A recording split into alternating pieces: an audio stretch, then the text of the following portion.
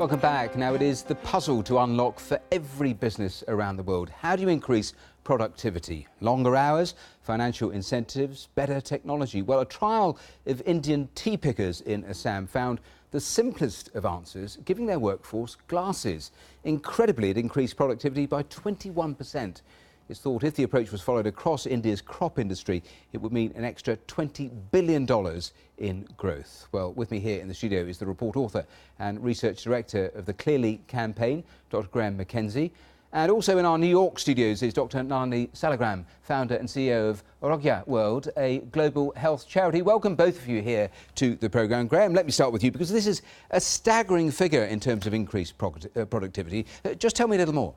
Yes, it's astounding to think that some 700 years after glasses were invented, there are still 2.5 billion people who need glasses but don't have access to them.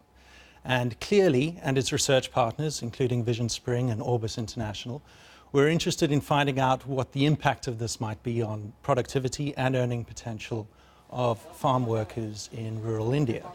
So we conducted a randomized control trial, about 700 tea pickers, predominantly female, over the age of 40.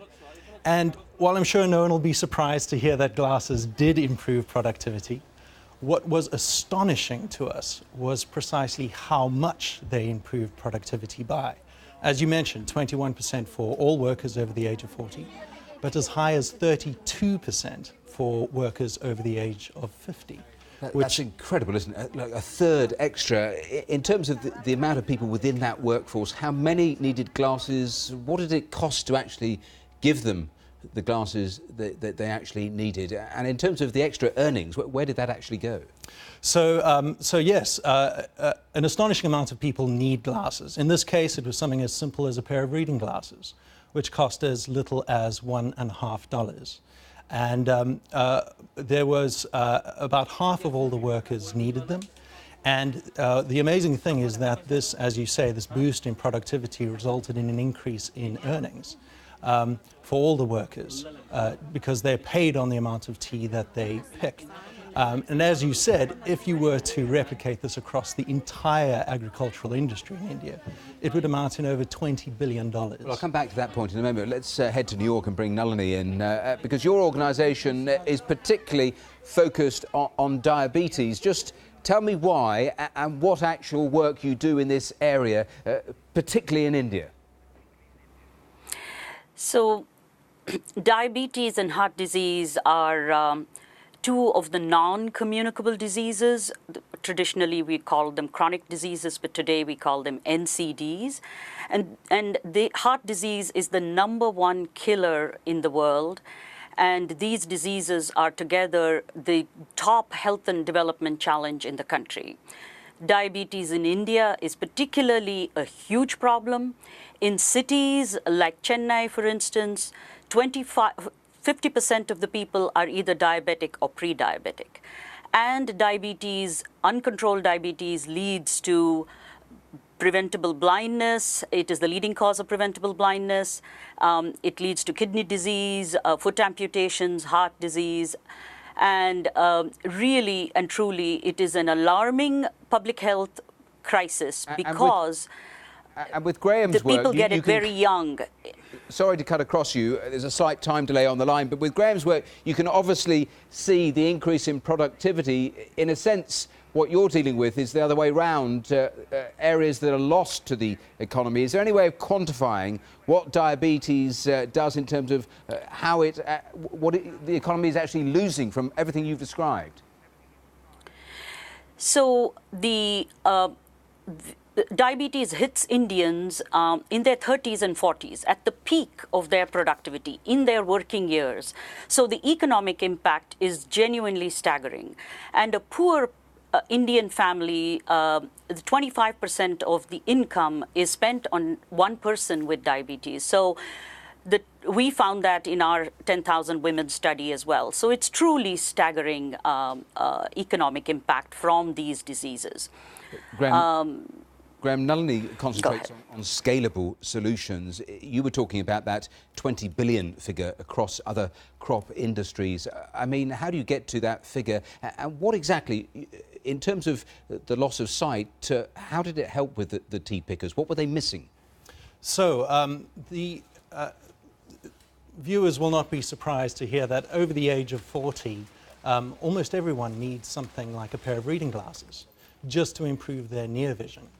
And that's what we provided in this trial. And that's what boosted productivity so much. Tea picking is a job that requires a lot of hand-eye coordination. And one would expect that tea pickers would get better at this with age. And what we found was that without glasses, the reverse was happening. People were becoming less productive with age. And by providing glasses, we were able to reverse that trend. In a sense, glasses are really a win-win-win. There's the increased productivity that the worker gets with increased earnings. It's good for the business, but then there's also very interesting secondary effects. Like one can imagine a productive caregiver who is able to choose to stay in work for longer means that children in some parts of the world are not getting pulled out of school to supplement the family's income. Nalini, let me bring you back in New York, because I know that you work with around 100 companies trying to help them, give them advice in your particular area. I mean, how receptive or how resistant are companies in terms of that work that you're trying to do?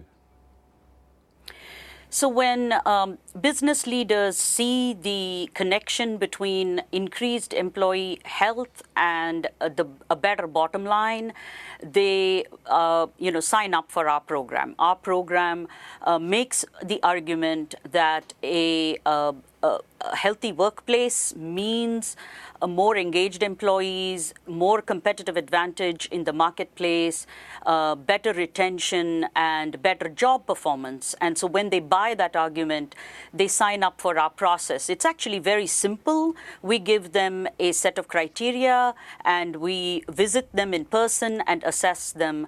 And so because the entry point to our Healthy Workplace program is simple. It's not a huge checklist of several tasks. That is why we have had progressive companies sign up. Yes, we have 102 companies, including Indian Railways, which is the biggest Indian employer.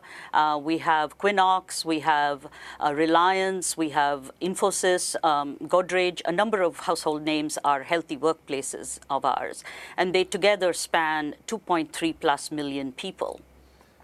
Well, we have run out of time. I know Graham wanted to talk about this being a game changer for all big companies working in poorer countries, big companies. So I think that comes through absolutely from the sorts of things you've been saying. Graham, thanks to you, and Nalini, thanks to you there in New York.